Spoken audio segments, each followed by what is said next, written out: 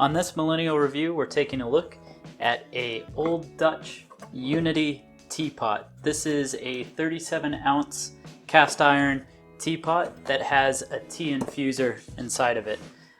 This teapot itself, they come in a few different names based on the color, such as the Sakura is a red one, or this is the Unity in green.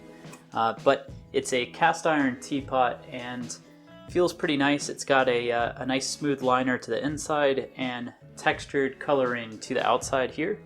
And when you pop it out of the packaging, you'll see that it is a nice looking teapot. Now, this is really designed around infusing tea, so it does come with a tea infuser that you'd place right in there. You can fill this up with water, of course, and then you're able to close it up and place it right onto your stove.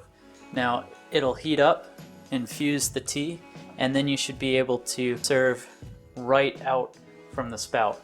Now, when I said there's a liner in here, this is a porcelain liner, and so that's going to help keep this easy to clean and work pretty well. And then you can see all the way through the bottom, it's got this nice finish to it. So as far as dimensions on this teapot, the teapot is just about 9 inches long and 9 inches wide, of course.